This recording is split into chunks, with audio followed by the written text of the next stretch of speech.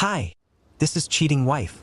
Don't forget to like and subscribe if you enjoyed this story. Your support motivates me to share even more real stories from our life. And don't forget to leave a comment. I'll be really happy to read your thoughts.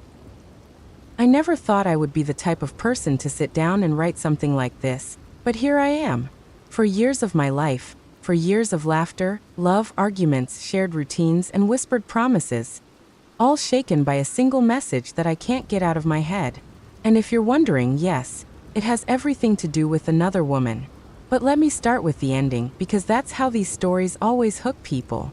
Imagine finding out that the person you trusted the most had been inviting another woman to spend time with him, privately, without ever mentioning that you even existed. Imagine learning that this woman was genuinely surprised to discover that he had a girlfriend of 4 years. Imagine sitting with that knowledge, wondering, at what point does it count as betrayal? That's where I am right now. I'm 32, he's 33, and we've been together since our late 20s. We met through mutual friends. It wasn't some whirlwind romance. It was steady, comfortable, the kind of relationship people envy because it looks so stable. I thought I was lucky. In fact, when I think back to our first year together, I remember telling my sister, I finally feel safe with someone. No games, no lies. Just us. When we started dating, I laid down my boundaries early. I told him, I don't play games. If you want to be with me, it has to be serious. No cheating. No flirting behind my back. No pretending to be single when you're not. I've been through that already, and I won't do it again. He smiled, that confident, easy smile that always made me believe him, and said, that's exactly what I want too. You'll never have to worry about me. And for a while, that felt true. We created little traditions. Sunday mornings at the farmer's market, Friday nights with takeout and movies, long walks where we'd vent about work or life. He was my partner, my best friend. Even when we argued, it was about silly things. Who left the dishes in the sink, whose turn it was to take out the trash, why he always forgot to fold the laundry. The kind of arguments you laugh about later. So how did we get here? It started with a new girl in our wider friend group. I'll call her Emily. She was bubbly, extroverted, and the kind of person who just lit up a room. She got along with everyone. When she first joined us, I didn't think much of it. I'm not a jealous person, and honestly, I don't see every woman as a threat. That's exhausting. But Emily didn't know me well, and apparently, she didn't know about me at all. One night, a mutual friend pulled me aside. Hey, she whispered. Just so you know, Emily was asking about your boyfriend. I raised an eyebrow. What about him? She thought he was single. We told her he wasn't, but she seemed surprised. I laughed at first, confused. How could she not know? We've been together for years. My friend gave me a pointed look. Well, apparently, he's never mentioned you to her. Like at all. That was the first red flag. I tried to brush it off. Maybe it just hadn't come up in conversation. Maybe he didn't want to make things awkward. Maybe he assumed she already knew. I confronted him about it later, lightly, half joking. Hey, why didn't you mention me to Emily? She thought you were single. He laughed, almost dismissively. Babe, you're overthinking it. I don't bring you up in every single conversation I have. It wasn't like that. I wanted to believe him. God, I wanted to. But trust isn't a light switch you just flick on and off. It's more like glass. Once a crack appears, it doesn't go away. You might pretend it's still solid, but deep down you know it's weaker than before. A week later, I noticed him texting more than usual. He'd sit on the couch, phone in hand, typing with this little grin. Curious, I asked, who are you talking to? He said casually, oh, just Emily. She was asking about the new coffee shop downtown. I frowned. Emily? Since when do you two text one-on-one? He shrugged. It's nothing, babe. She just wanted a recommendation. I didn't push it, but my chest felt tight. Why did she feel comfortable enough to message him directly? Why did he seem so eager to respond? Then came the night that changed everything. He was in the shower, and his phone buzzed on the coffee table. I usually don't snoop, but something inside me said, check it. My hands trembled as I picked it up. That's when I saw it. His message to her. Hey, we should hang out sometime. Just you and me. Get to know each other better. I felt like I had been punched in the stomach. It wasn't a group hangout. It wasn't casual. It was him, inviting her to spend time with him alone. And remember, she didn't even know I existed. He walked out of the bathroom, towel around his waist, and froze when he saw me holding his phone. What is this? I asked, my voice shaking, my hands trembling as I held up the screen. His face went pale, then defensive. Babe, it's not what you think. Not what I think. I snapped. You literally asked her to hang out. Alone. Why? He ran a hand through his wet hair. I just like making new friends. That's all it is. I wasn't trying to cheat on you. I stared at him, my voice rising. She doesn't even know about me. You never mentioned me to her once. Do you have any idea how that looks? She never asked, he said, shrugging like it was no big deal. Why does it matter? You're blowing this way out of proportion. That word, proportion, felt like gasoline on fire. This isn't about proportion, I snapped. It's about respect. For years, and you're inviting some girl you barely know to hang out with you alone, while pretending like you're single. How is that okay? He rolled his eyes. You're being dramatic. You're insecure. I told you it's just about making friends. The argument went in circles for hours. I cried. He got defensive. He twisted my words, saying things like, you don't trust me. What's the point of being together if you're just going to assume the worst? But here's the thing. It wasn't an assumption. It was a fact. He invited her out privately. He concealed my existence. He made her think he was available. And when I later asked Emily directly, through a mutual friend, she admitted she had no idea he was taken. She seemed shocked, my friend told me. She thought he was single. She even asked me if it was okay to invite him out sometime. That was the final blow. I felt humiliated, betrayed. Not because he slept with her. He didn't, but because he deliberately chose not to set boundaries. He allowed another woman to believe he was free, while I sat at home thinking we were solid. That night, lying in bed next to him, I couldn't sleep. My mind kept replaying the message over and over. Just you and me. Get to know each other better. Was I crazy for feeling like that was betrayal? Was I overreacting? Or had he crossed a line so clear that even a stranger could see it? Because to me, the line was obvious. You don't ask another woman to hang out privately, especially not when you've hidden your relationship from her. You just don't. The next morning, I tried again to talk to him calmly. Look, I said, my voice quiet but firm. I need to know where your head is at. Why would you do this? Why would you invite her to hang out alone? He groaned, frustrated. I told you already, it's not a big deal. I like meeting new people. I wasn't going to do anything. You're acting like I cheated. I looked at him, tears stinging my eyes.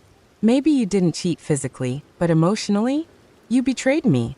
You disrespected me. You made me feel invisible. He shook his head, muttering, You're impossible to talk to. And that's where block 1 ends. Me, sitting in my kitchen at 3 a.m., staring at the glow of my phone, wondering if the man I loved for 4 years had just shown me a version of himself I could never unsee.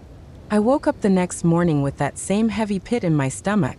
You know the kind, when your chest feels tight, your eyes sting even though you're not crying, and your brain just won't let you rest. That was me. I looked over at him, sleeping peacefully, like nothing had happened, and I couldn't help but wonder. Does he even care? Does he understand what he did to me? For the first time in 4 years, I felt distance between us. Not physical.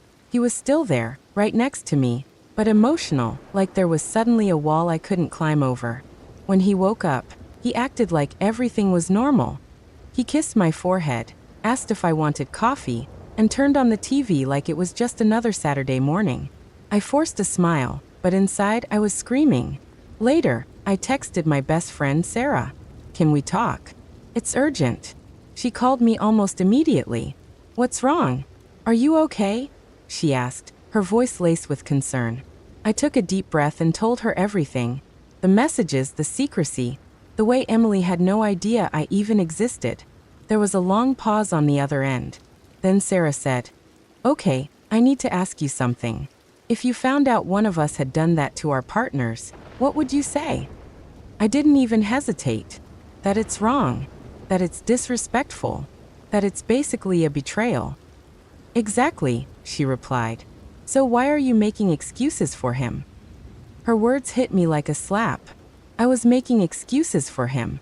I was twisting myself into knots to rationalize why the man I loved would act like he was single.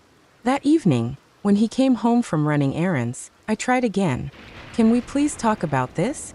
I asked, standing in the kitchen, my arms crossed. He sighed, setting down the grocery bags. Babe, we already did. I told you it was nothing. It's not nothing to me, I snapped. Do you realize how humiliating it is to know she didn't even know I exist? Do you realize what that says about how you represent our relationship to other people? He rubbed his temples. You're obsessed with this. You're turning something small into a big drama. That word again, drama. No, I said firmly. You crossed a boundary. Whether you admit it or not, you did something that made another woman believe you were available. That's not small. That's massive. He shook his head, muttering under his breath.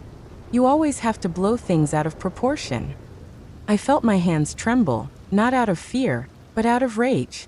I wanted to scream, to throw something, to make him feel what I was feeling. But instead I walked out. I grabbed my keys, got in my car, and drove to Sarah's house. When I got there, she hugged me tight. You don't have to stay with someone who disrespects you like this, she whispered. I sank into her couch, shaking my head. But what if I'm overreacting?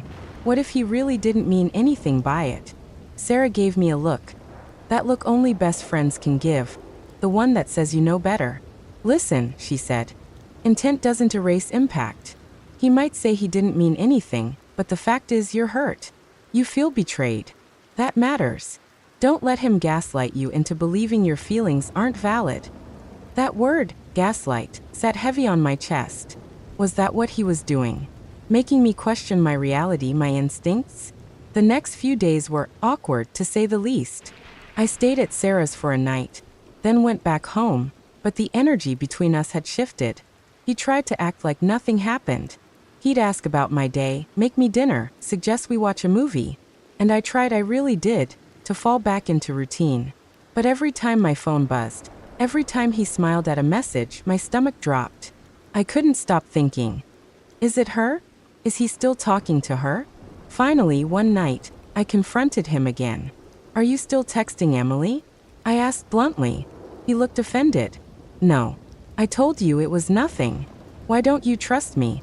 Because you lied by omission, I said, my voice breaking. You let her believe you were single. You asked her to hang out privately. You made me feel invisible. He threw his hands up. So what, I can't talk to other women now? Is that what you want? For me to have 0 female friends?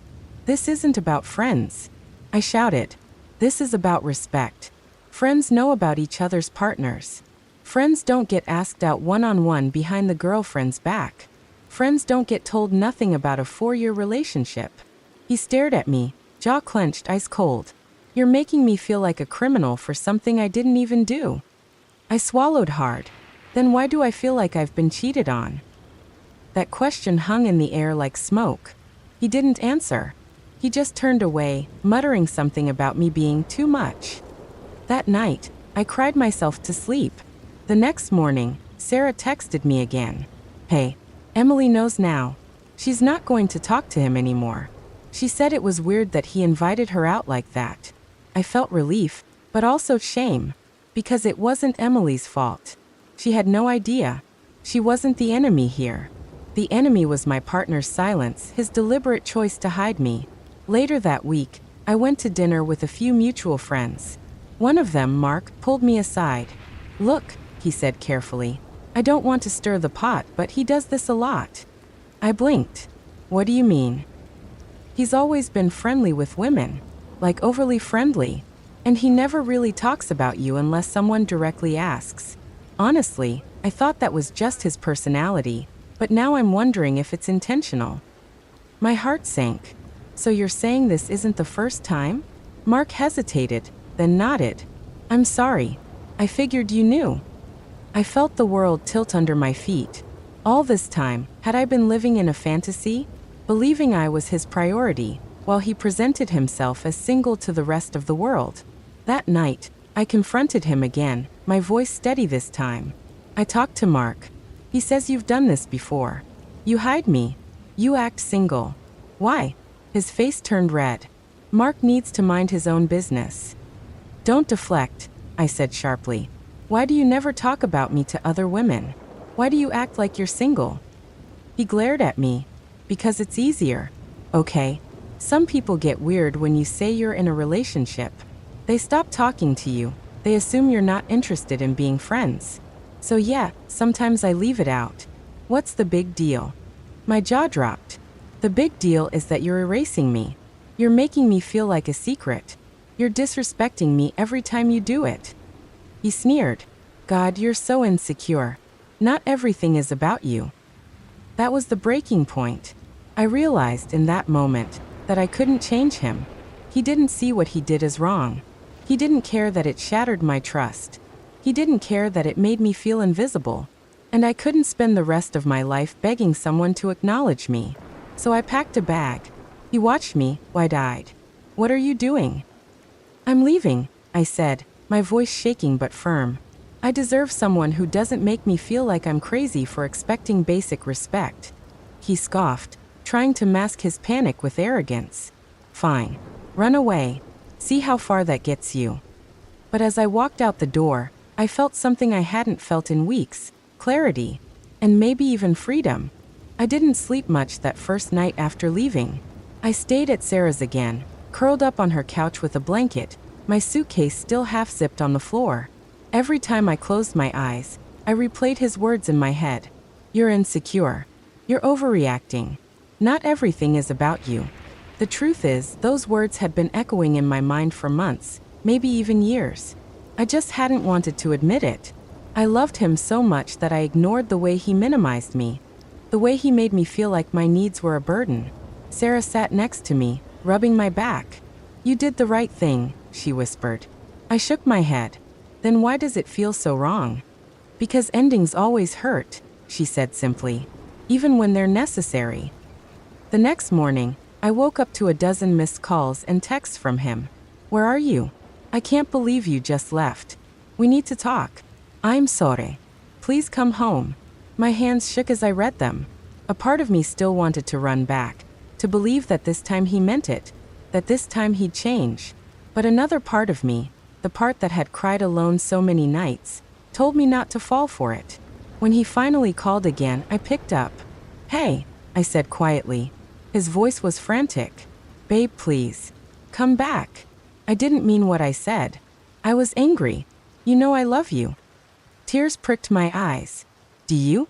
Because love isn't supposed to make me feel invisible. Love isn't supposed to make me question if I even matter to you. He sighed heavily. You're blowing this way out of proportion. I just like meeting new people. That doesn't mean I don't love you. Then why? I asked, my voice trembling. Do you hide me from them? Why do strangers think you're single? Why do I have to beg to be acknowledged? Silence. Then finally, I don't know. Those 3 words broke me more than anything else. I can't do this anymore, I whispered and hung up. Over the next week, I tried to focus on myself. I went back to therapy, something I hadn't done in months. My therapist looked at me kindly and said, You're grieving. Not just the relationship, but the version of him you thought existed. That hit me hard. I realized I wasn't mourning the man he actually was, dismissive, careless, secretive, but the man I believed he could be, the one I thought I saw in glimpses, when he held my hand, when he cooked me dinner, when he promised me forever. But promises don't mean much when the actions never match. Meanwhile, he kept reaching out. Flowers showed up at Sarah's doorstep. Long texts filled with apologies. I'll do better. I'll tell everyone about us, I swear. I can't lose you. And maybe 2 years ago, maybe even 2 months ago, I would have melted. But now I saw the pattern. He only valued me when I was gone. When I was there, I was too much, too needy, too dramatic. It wasn't real change. It was desperation. One night, he showed up at Sarah's without warning. I heard the knock on the door, and my stomach dropped. Sarah peeked out the window.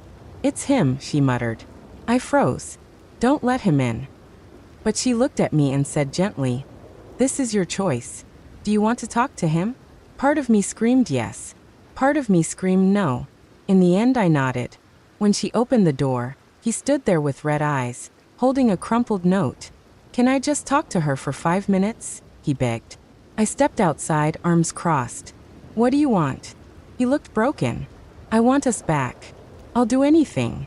I'll delete every girl's number from my phone. I'll tell the world about us. I'll..." "Stop," I interrupted. "You don't get it. It's not about deleting numbers. It's not about shouting my name from the rooftops. It's about respect. And if you only offer respect when you're about to lose me, then it's not real." His face twisted with anger. "So that's it? You're just going to throw away 4 years?" I felt tears sliding down my cheeks. "No. You already threw them away. I'm just finally admitting it." He stared at me for a long moment, then turned and stormed off. The next day, his mother called me.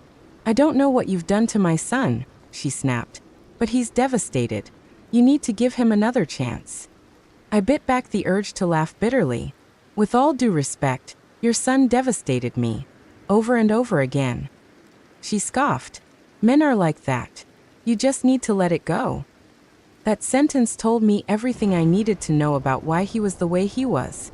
He'd been raised to believe his behavior was normal, excusable, and I refused to let that cycle continue with me. Weeks passed. The texts slowed, the calls stopped. Slowly, I started to breathe again. I went out with Sarah, spent weekends with my family, picked up hobbies I'd abandoned. For the first time in years, I felt like me again. And yet, I'd be lying if I said it didn't hurt. Healing isn't linear. Some days I woke up and felt strong. Other days I woke up missing him so badly it ached. But I reminded myself, missing him doesn't mean I made the wrong choice. It just means I'm human. One evening, months later, I ran into Emily at a cafe. She recognized me immediately and smiled awkwardly. "Hey," she said softly. "You must be his girlfriend?" Ex y corrected. Relief washed over her face. "Oh, I'm glad. Not that you broke up, but I always thought it was weird, the way he talked to me, like he was hiding something." I nodded. He was.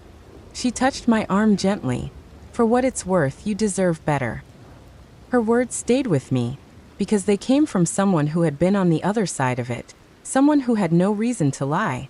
The final closure came one night when I sat down to write everything out. Every fight, every red flag, every tear. And when I read it back, I realized the truth. I hadn't lost 4 years. I had learned from them. I learned what gaslighting looks like.